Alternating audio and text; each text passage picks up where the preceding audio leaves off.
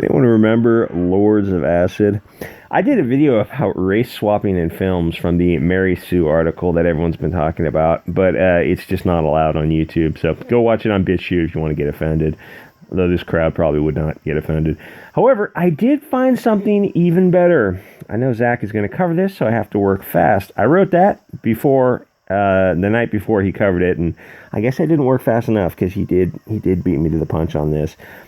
But it is hard to make a video about this comic because you have to read it to see how weirdly horrible it is. I know that I ramble on in it. Why am I making hand gestures? In a lame, self-indulgent way. But this comic is way, way beyond me. It's the writer and artist just self-pleasuring themselves in a comic. If some parent bought this for their kid, it would be child abuse.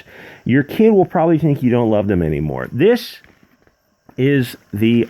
Well, I guess I just have to read it to let you understand a panel. Hello, I'm Gwenpool's first writer, Christopher Hastings. Oh, look what I just did. Gwen has used her tremendous reality shattering powers to summon me here to write this page. In this page only. Check the credit pages for real. I don't normally look like a cloud, but after I wrote out this dialogue, I realized you should get something to look at, visual medium and all. This guy is like one whiskey sour away from putting a gun to his temple. Gwen and I never actually spoke whenever I was writing her. That's right. He's not Grant Morrison. He wouldn't do that. So this is incredibly awkward for me. You and me both, buddy. Especially because these days there are Gwenpool role-playing accounts online that call me daddy. Okay, what? The F? Okay, that might have been funny because that was so creepily weird that it's kind of weird to see it in a comic book. Yeah, that I'm not making this up. Obviously, I didn't draw these panels myself. This is really in a comic. I don't think Zach read this because I think it would have drove him off the edge. This is bad, like self-indulgent beginning writer bad. This is worse than Squirrel Girl because Squirrel Girl at least has a cast of characters to distract you. This has a cast of cloned Gwenpools. Zach reviewed it. And if you listen to him, you can hear by the mania in his voice that he has lost his mind. He has been reading bad comics for so long that he's just warped. Zach is clearly on the edge of a precipice and teetering. He has stared too long into Squirrel Girl's abyss, and it broke him. He read it and either wins the Sarcastiball World Championship, or, and follow me here, he's giving the writer, Leah Williams, too much credit. He thinks she's laughing at Marvel, and I wish I was more familiar with Gwenpool and the history of her, but follow Occam's razor. Remember never to attribute to creativity what should be attributed to bad, lazy writing. Zach thinks the writer is having a bit of tongue-in-cheek fun, but clearly he has forgot that she writes for Marvel, or really any mainstream comics, which means that she can't write. All joking aside, this is when she gets thrown by Hulk through the panels into the white space, and she runs around comic book world to get all the other Gwenpools, because one Gwenpool's not bad enough. You need a half dozen of them to really make it unbelievable. Yeah, you don't know what it's like to read these comics every day. It's soul crushing. It's like in Ghostbusters 2, where the rivers of hatred flow into the city, making everyone cranky. These comics are like poison. It's all I can do to get the energy up to walk to the cocaine and hooker store, because some days I just can't even.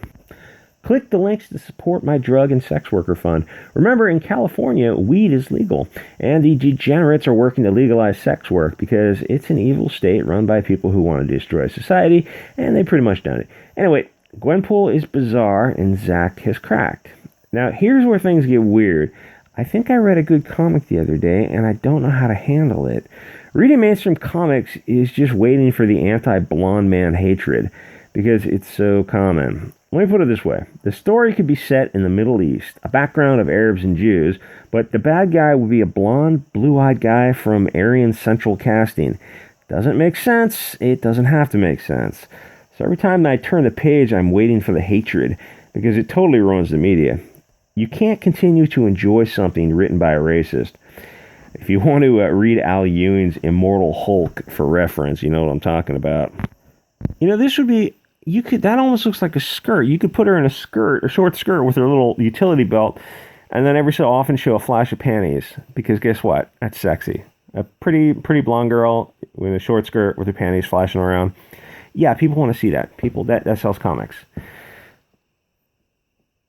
Just get effed if you start talking about the male gaze. Humans are sex objects. People like to have sex. That's how we get to be so many people on the planet. Sex is good. Sex is a positive thing. You don't have to make them all look like 12-year-old boys. It's kind of creepy and weird when you deny their biology. It's like you're going too far in the other direction. You're kind of making it about kids, and it's just weird when these neckbeards do this. The whole thing makes me vaguely uncomfortable. Let's get to okay, this is, should I even bother? Okay, this is Gwenpool, and this is the whole, this sums up the essence of a lot of modern mainstream comics. This so random, wacky girl who's just wacky, who's just cute and young and perky and wacky, but nothing really happens. It's just this. Like, Zach made fun of this. Take it down a notch, Harley Gwen. You're embarrassing us. He is looking too deep into things. This is just bad. I should get boobs. It's not. He's giving her he's giving the writer, everyone working here, way too much credit. Chest bump. Yeah, no. If you paid $4 for this, you paid $4 too much. It's not worth anything. Now this, on the other hand, is bizarre. I saw this and I didn't pick it up because I thought, it's just gonna be, I just can't even. But it wasn't.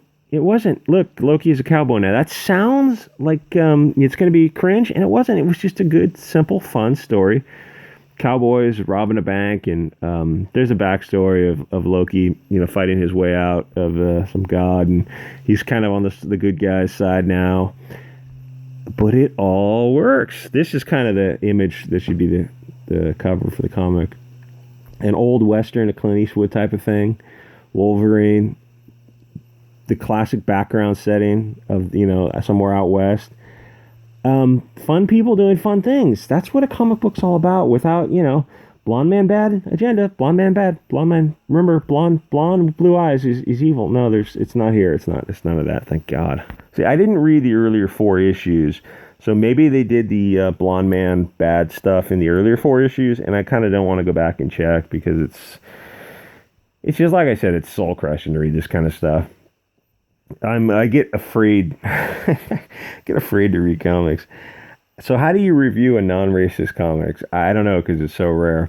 Some people talk about the good old days of comics, and they were good, but they always had SJW stuff in them because of who the writers were. But it's like they were definitely on the leash back in the 70s and 80s. If you read old comics, you're going to see the mythical white gangs, but at least the gangs were mixed. There'd be a white, a black, a brown. Oh, how dare you dehumanize these people? Oh, get fucked. It was ridiculous, but at least they tried to be balanced. Back then, you'd occasionally see some really evil black and brown characters. Those days of equality are over. Now it is purely blonde man bad, brown girl good. And I don't know how quite to say this. When they do the brown girl trope in comics, the brown girl is young, Riri Williams or Devil Dinosaur type of thing. Brilliant to the level of multiple PhDs in physics and in chemistry and mathematics by the age of whatever, too young. Just so over the top genius that if I was a little brown girl, a little brown person, I would be looking at this and say, you're pandering. This is embarrassing. You don't have to, when you go bend over so backwards to make to represent a certain group of people as being just geniuses, and you look around and you go, well, is this reality? Are there a lot of little African American girls with multiple PhDs in STEM? No. So why do we see it in the comics? I don't know. The whole thing just kind of makes me not understand. It feels embarrassing, and I'm surprised more people don't mention it. I think because people are afraid to mention it because it makes everyone feel vaguely uncomfortable. But, F it. YouTube's not going to be around forever, or at least for people like me. Yeah, Wild West setting, Clint Eastwood, even the Stephen King, The Dark Man, or whatever those comics were called, The Dark Tower. Sorry. This is good. This all works. This old West setting. If you ever been to old towns in Nevada and Arizona and stuff, it is fantastic. Because guess what? There are a lot of towns still look like this. It's a trip. It's a trip. It's a whole different time. This is a whole different space time continuum, but whatever. Anyway, so when people talk about saving mainstream comics, forget about it. Forget about it. Mainstream comics would need to fire all the writers and editors and hire right of center people who can write neutral comics. That is not going to happen in this lifetime.